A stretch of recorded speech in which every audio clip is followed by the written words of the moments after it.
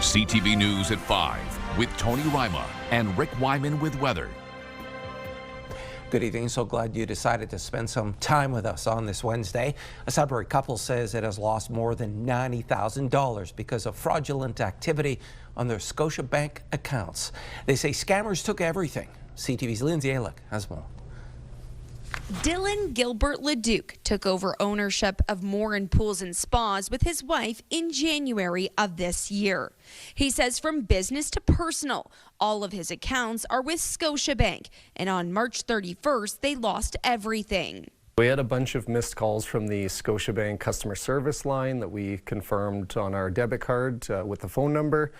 At this point, a bunch of money was already gone from our business accounts, personal accounts. Later in the day, they decided to answer one of the calls. So we initially refused to give any information to the person on the phone, just saying that we would go to our branch and deal with our branch advisor.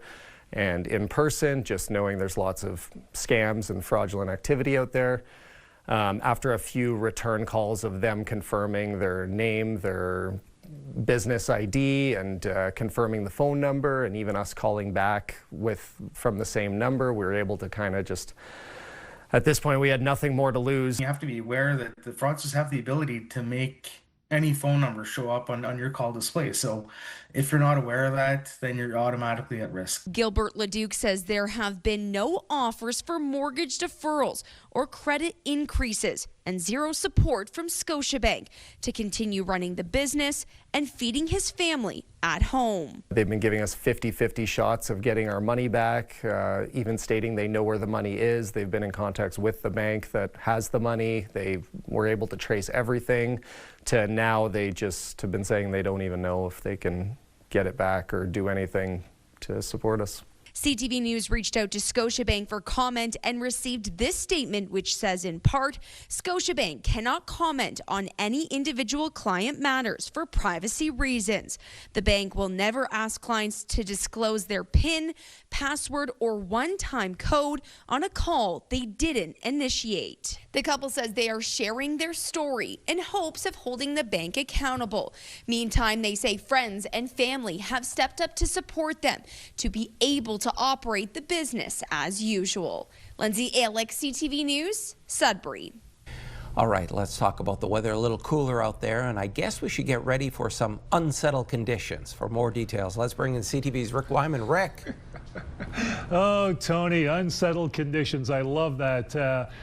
We've got an interesting picture right now. According to Environment Canada, we've got some showers, we've got some flurries, and some cooler temperatures moving in over the course of the next couple of days. We will see some nicer weather. Give it about 4 or 5 days from now where some sun and cloud will break in, but kind of messy. Low pressure system moving in. It's all brought to you by CAA. Get your membership today at caa.ca. So we'll take a look at the 5-day forecast and a lot more. Give you the weather you need to know in detail, Tony. It's coming up next. All right, thanks for that, Rick. Work is finally progressing on a large swath of land in the east end of Greater Sudbury. It's property that a local developer has been attempting to build up for at least 15 years. We get the details from CTV's Angela Gemmell. Crews set concrete for a new sidewalk along this future street. It's just some of the activity underway at the KED Business Park. We'll be busy here for the next decade, but it's really exciting. It's fun. The dominoes are all starting to fall now. The 180-acre property has been owned by Dario Zulich since 2008. He says he saw the potential then and still does today. The city has to grow the east end, and we're poised for growth right now. And so I've always believed in that. And now it's coming together. I'm really excited. The interest has been outstanding. The property has a rocky past. In 2017, it was chosen by Greater Sudbury as the spot for the future municipal arena until 2022 when the city pulled out of the development. The city did come on board to partially fund the construction of the street to be called Vanguard Drive, saying in an email it will become part of a collector road. Because this will someday connect up onto LaSalle. And so the city is taking a longer term vision of the east end of town. Dancor Construction was recently announced as the preferred construction partner. Zulich touts the KED Business Park as fully serviced, although those services have yet to be added. 2 businesses have signed on. Gateway Casino confirms it purchased land last June, while a ribbon cutting happened last August for Waste Management. Waste Management will be starting this summer, and as is the casino, they're on the process of doing a plan. There's a lot of planning that's happened before. Actually, the shovel's in the ground, but there's plans going on a number of fronts in here. Zulich says land for Waste Management is further up this new street, while the property for Gateway Casino will be along the Kingsway. With thousands of vehicles using this road daily, it will be a highly visible site. Angela Gamble, CTV News, Sudbury. 2 manufacturers are getting a boost from the Northern Ontario Heritage Fund Corporation. Northern Trust will be using more than $125,000 to update equipment. The company, located in Moonbeam, manufactures wooden structures like roof trusses, floor systems, and wood sheds. Also receiving funding is Braze Metalworks, a newly minted business in Kapuskasing. It is getting $200,000 for new equipment. It's time for a quick break. Coming up on CTV News at 5, Rick has your full weather forecast. Right now, though, we're heading to Gillies Lake in Timmins. This live webcam is courtesy of that city. It's 5 degrees. We're back in just a few minutes. When you see it happen, send it to CTV News. Text 10400 from your screen to ours. Text 10400. Here we are halfway through the week, and the weather is about to change. You may not like it, though. Our forecast radar, as issued by Environment Canada, you can see that precipitation, low pressure system moving in, chance of flurries, chance of showers, and some messy weather, some cooler weather as well. Not too pretty. We're going to have to wait a couple of days, as you're about to see, when that is going to change, and we'll start getting some sunny breaks for the Timmins area. Some better weather will occur in a few days as well. Sudbury Nickel Belt. Chance of sleet for tomorrow at 7. More of the same on Friday. The odd sunny break at 10. 12 degrees on Saturday. Chance of sleet. Chance of showers Sunday. Here comes a nice day next Monday. 11. Sun and cloud in the forecast. Just give it a couple of days. Sault Ste. Marie Algoma. A similar story. Chance of showers tomorrow at 7. Chance of sleet Friday at 8. 9 degrees. Chance of sleet on Saturday. Sunday, chance of showers and some sun and cloud, just like Sudbury, at 8 degrees. Meanwhile, Timmins, Cochrane, Kapuskasing, not too pretty. Chance of sleet tomorrow at 6. 10 on Friday. 60% chance of sleet. More of the same on Saturday at 40%. 40% Sunday. 12 and 9 with the temperatures. Temperatures will be nice, but the conditions not so nice, so more rain than snow. Chance of sleet on Monday at 30%. Daytime high of around 9 degrees. Temiskaming Shores, Kirkland Lake, pretty well like Sault Ste. Marie and Sudbury. Chance of sleet for Thursday, Friday, Saturday, and Sunday. Your temperatures 7, 10, 12, and 10 degrees. And the chance of sleet, 60% tomorrow. Good bet there. 40, 40, and 40 for 3 consecutive days before you get sun and cloud Monday, 10 degrees. I'm sorry, Mother's Day can't be better looking at this stage. Hopefully that will change or might change according to Environment Canada. North Bay, West Nipissing, chance of sleet tomorrow at 40%, 7 degrees, 11 on Friday, chance of sleet. Chance of sleet Saturday at 12, chance of showers. Why would it rain on Mother's Day? 40% chance there, 12 degrees, then 12 on Monday, some sun and clouds. So Tony, if you're like me, you never want it to rain on Mother's Day. It's a special day for moms right across the Northeast, but that's the way it's shaping up right now, unless we get a bit of a break in the action. Back to you. I hope we do. Thanks so much, Rick. In Greater Sudbury, there is a lot of flooding in and around Lake Panache. While the water is starting to recede, community members are worried about all the damage they've sustained. CTV's Madison Merrier has that story. Some boathouses and docks are floating away while others have been deeply submerged in water. There's a lot of damage done on the lake this year. Clearly, as everyone can see, we have very, very high water levels. There's a lot of damage done here as well. It's very dangerous to be out on the lake right now.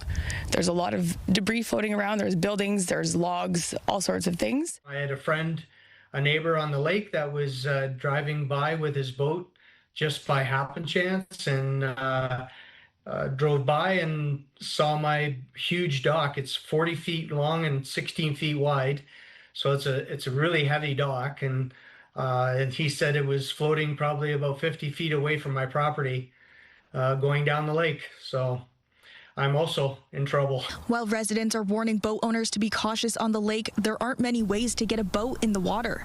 Many boat launches and docks are flooded or damaged, and a substantial number of properties on the lake are only accessible by boat. One of the bigger problems is that on both main docks, on the east end and our west end in our area, our docks aren't capable of launching boats.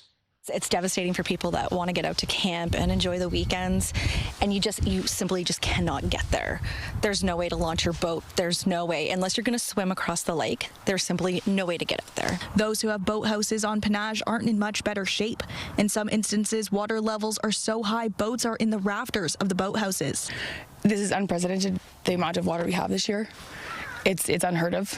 So there's nothing anybody can do at this point until the water comes down. Actually see how much damage has been done. However, the community has banded together to provide updates to one another with hopes that the shared information will warn boaters of the possible debris in the water. Madison Merrier, CTV News, Sudbury. As part of Mental Health Week, an open house was held at the North Bay Hospital's King Street location today to showcase the services it offers. Several programs and services are run out of this building, from early psychosis intervention, day and evening addictions treatment, outpatient psychiatry, and more. Mental Health Week's theme is about stronger connections and better mental health. Giving thanks coming up on CTV News at 5. A Cochrane family is grateful to Hope Air and the difference it made in their lives during their time of need.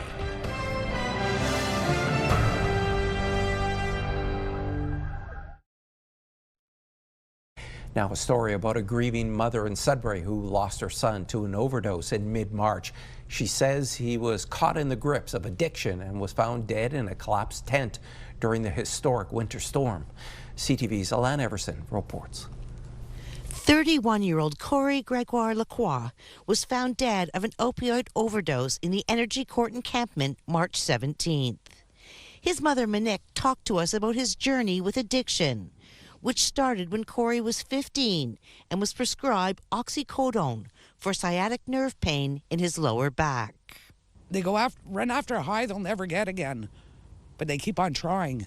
And then from there it went to cocaine, eventually crack, fentanyl. She says her family did everything it could, including getting Corey into treatment.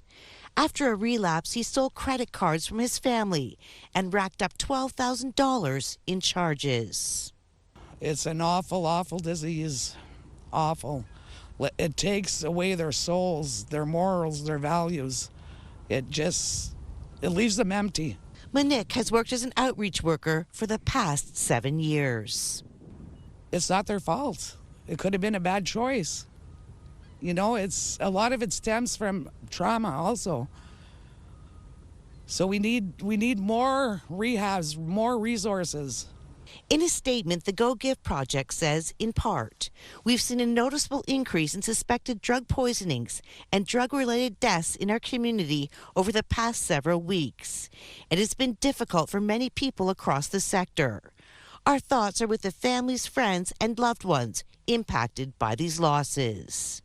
It goes on to say, we do believe the province should be taking a closer look at the current crisis and considering stronger emergency-level responses to help address what communities are facing right now.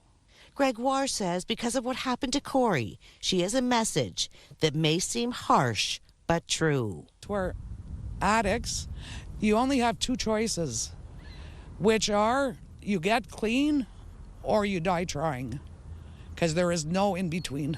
Gregoire says people need to show support for people living with addiction, even though it's very difficult to understand. Alana Everson, CTV News, Sudbury. When a Cochrane family faced cancer, strangers stepped in to help, changing their lives for the better. Today, as Hope Air marks its 40th anniversary, the Lalonde family is thanking the charity for support that helped them through their daughter's recovery. That story from CTV's Lydia Chubak. In 2024, at age 15, Diamond Lalonde of Cochrane was diagnosed with stage 2 Hodgkin's lymphoma. She and her family moved to Toronto for 5 months so she could access treatment. Ronald McDonald House provided them with a place to stay, where they weathered the storm until the day Diamond got to ring the bell. But Diamond's journey did not end there. Follow-up treatments were in Toronto, and Diamond's mother, Tracy, thought they'd have to fly commercially. That's when the Lalondes learned about Hope Air, a charity that provides free flights, accommodation, ground transportation, and meal vouchers for patients who must travel for medical care. It's honestly like they were rolling out the red carpet. I said, I feel like I'm a celebrity. We have our own private plane. And then we find out Uber comes in. They pay for our accommodation. They gave us money for rides. They gave us money for food. Like, we came to Toronto, our first trip, and didn't have to worry about a thing except her. Hope Air is now celebrating its 40th anniversary, and its CEO says the milestone is a chance to reflect and recognize the need for its services isn't going away. Primarily, it's funding from private sector, very generous corporations or individuals or foundations. Those are the ones that are primarily funding our work. And, the great possibility is that if we can find that partnership with the Government of Ontario, it will allow us to create more awareness for the work of Hope Air, reach more families who need help. Last year, Hope Air helped more than 3,000 patients across Northern Ontario who needed financial assistance to get to medical appointments. Timmins and District Hospital officials say 117 patients in its region received support from Hope Air. We're so beyond grateful. And like my mom always says, it's truly, truly been our saving grace. It's lifted that financial burden off our shoulders so much. Last year, Hope Air officials say missed or delayed appointments dropped by 77% when patients had their assistance. Lydia Chubak, CTV News, Timmins. She was raised in Kirkland Lake. When we return, we'll meet an author who returned home to launch her new book. You're watching First at 5.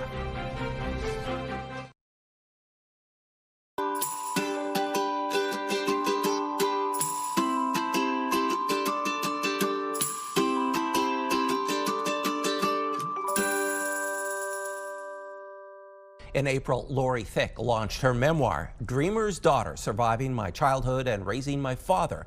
She also returned to her hometown of Kirkland Lake to release her book. And to talk more about her work, Lori now joins us from Toronto. Hi there, Lori. Thanks so much for your time this evening. Tony.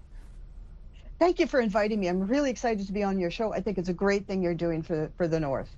All right, before we get into your memoir, what was it like returning home and unveiling this book? Oh my God, the hometown just threw down the red carpet. It was a beautiful event at the LaSalle Theater.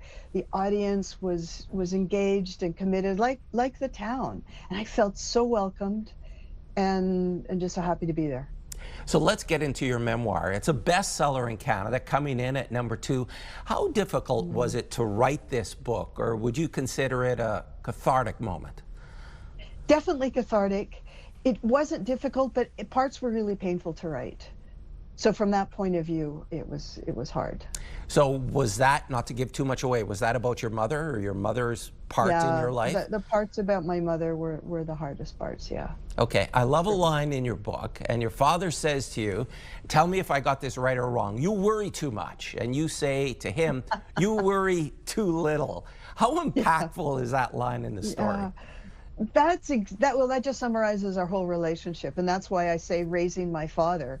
I did have to take a lot of responsibility, not that he didn't want to, just the things that I thought were important, like, finding a place to live so we could register for school, paying the rent, were not things he thought were important, which was also the richness of growing up with a father like that. And I'm really grateful for that, actually.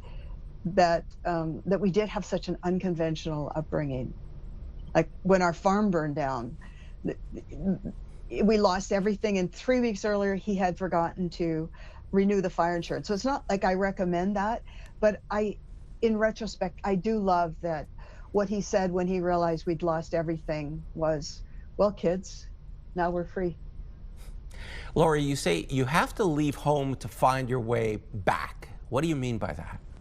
Well, you know, it's funny because every time I moved out of the house, you know, obviously we had a very close relationship, but also, you know, there was a bit sparky too. There was a lot of sparking.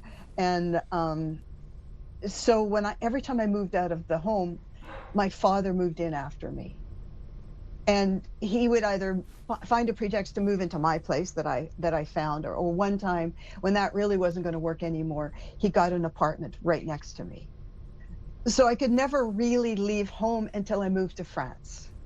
And I don't think it was conscious, but I moved to France and he couldn't follow me.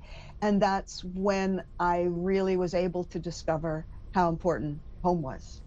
Lori, it was a real pleasure. Take care and continued success. Thanks, Tony. Lori Thicke joined us from Toronto, and to see more of our authors and our Northern Book Club, don't forget, head to our website, CTV News Northern Ontario.ca.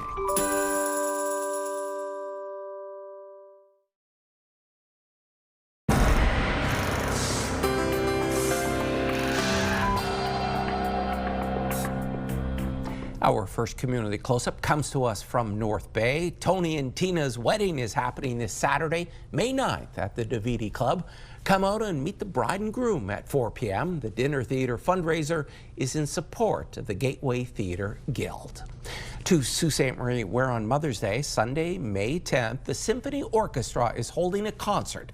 It's called Regency Revelry, a Bridgerton Experience. It's at 2 p.m. at the Machine Shop. Tickets are still available at the Sault Community Theatre box office. And a stunning display captured on camera of an iconic northern landmark. Check out this view taken a few weeks ago of a rainbow stretching across the Abitibi Canyon north of Cochrane. It's a remarkable look at the raw power and beauty of the north, all caught in one perfect shot.